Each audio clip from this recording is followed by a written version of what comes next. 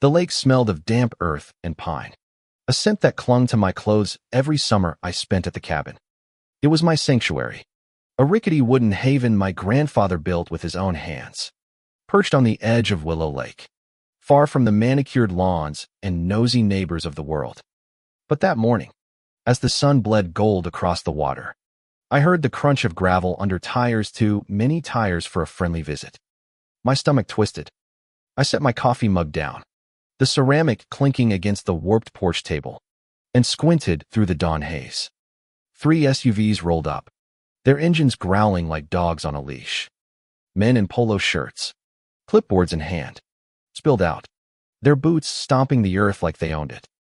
And there she was, striding at the front, her blonde bob swinging like a guillotine, Karen Mitchell, queen of the Willow Lake HOA, her lips pursed in that smug, righteous way that made my blood boil. "Elliot Kane," she called, her voice sharp enough to slice through the morning quiet. "You're in violation of HOA regulations. This cabin's an eyesore, and your refusal to comply ends today." She waved a hand, and her clipboard minions fanned out, snapping photos of my peeling paint and the wildflowers I'd let grow free. I stepped off the porch, my boots sinking into the soft dirt, and felt a hot spark of anger flare in my chest. "Karen," I said, slow and deliberate, "my land isn't under your HOA. Never has been. You've got no jurisdiction here." Her eyes narrowed. A predator sizing up prey. "We'll see about that," she snapped. And I knew this wasn't just about the cabin. This was personal. It started 3 years ago, when Karen's HOA annexed half the lakefront properties. My cabin, sitting on a private plot deeded to my family since the 1940s, wasn't part of her empire. But Karen didn't take kindly to exceptions.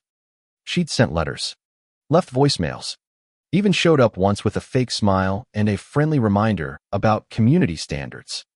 I'd ignored her, kept my head down, fixed my fishing nets, and let the lake's quiet drown her out. But now, here she was, with her little army, acting like she could bulldoze my life because I didn't mow my grass to her liking. The air felt thick, heavy with the promise of a fight. A crow cawed somewhere in the pines, its cry sharp against the low hum of the SUV's idling engines. One of the men, a wiry guy with a mustache that looked like it belonged in a bad cop movie, stepped forward. "Mr.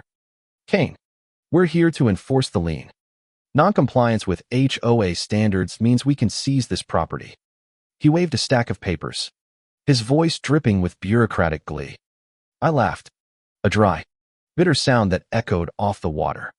"A lien on land you don't own. You're out of your damn mind."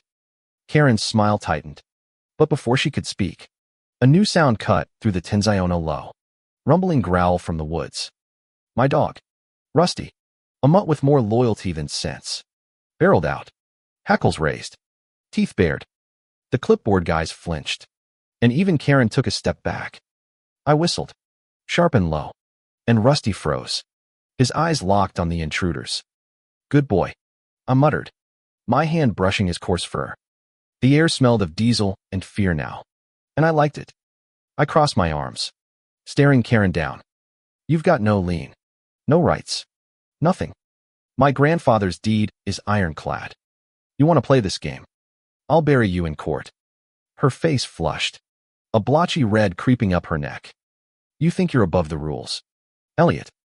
This community thrives because of order, and I won't let your junkyard ruin our property values." Her voice cracked, shrill, and I caught a glimpse of something desperate in her eyes. This wasn't just about her precious HOA. Karen was unraveling, and I was the loose thread she couldn't stand.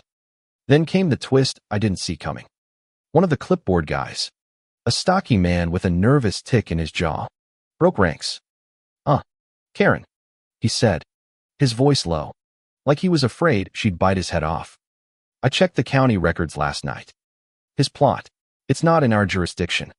The deed's clean." The air went still. Karen's head snapped toward him, her eyes wide, venomous. "What did you say, Greg?" she hissed. Greg shrank back, clutching his clipboard like a shield. I double-checked. His land's outside the HOA boundary. We can't touch it. The other men shifted, uneasy, their boots scuffing the dirt. I felt a grin tug at my lips, but I held it back. This was too good. Karen's composure cracked like thin ice. That's impossible, she shrieked, snatching Greg's clipboard and flipping through it, her manicured nails tearing at the pages. I've spent months on this. He's a blight, a nobody, living like a squatter. Her voice trembled, and I realized this wasn't just about control. Karen had staked her reputation on taking me down, and now her own guy was pulling the rug out from under her. I leaned against the porch railing, the wood creaking under my weight, and let the moment sink in. The lake lapped softly at the shore, a calm counterpoint to her meltdown. Sounds like you're the one who's out of line, Karen, I said, my voice steady but laced with enough venom to sting. But Karen wasn't done. She threw the clipboard to the ground, dirt smudging her pristine papers, and jabbed a finger at me. You think this is over? I'll have your cabin condemned. I'll call the county, the state, whoever I need to.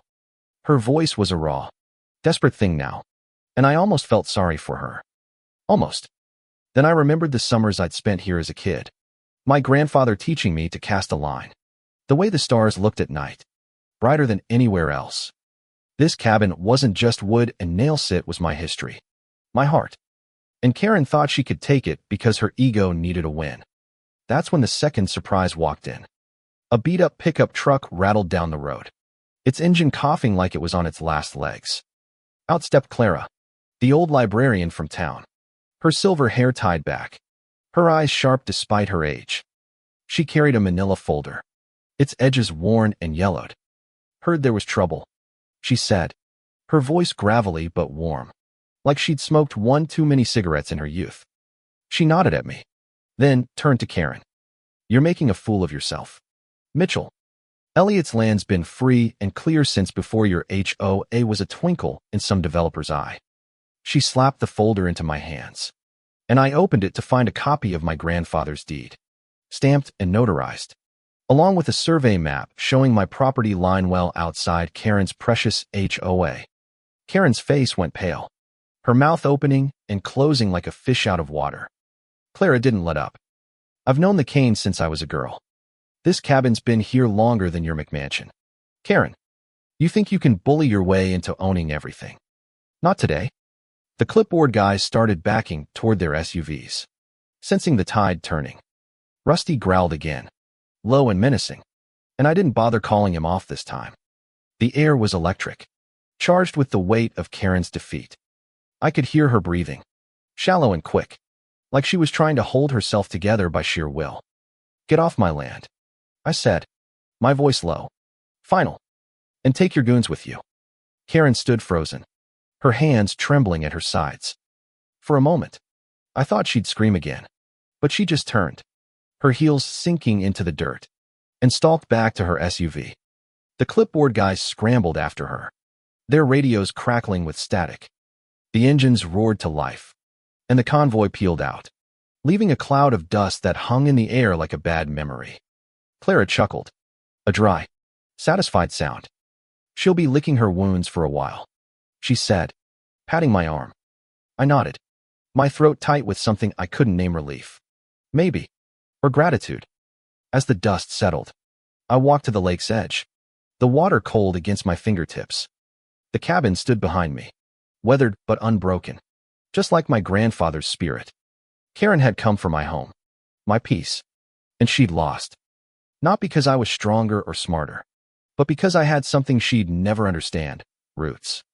The kind that sink deep, that hold you steady when the world tries to knock you down. I exhaled, a long, shaky breath, and felt the weight of the morning lift. The lake shimmered, reflecting the sky, and for the first time that day, I smiled. Justice wasn't always loud or flashy, it was quiet, like the ripple of water against the shore, steady and sure.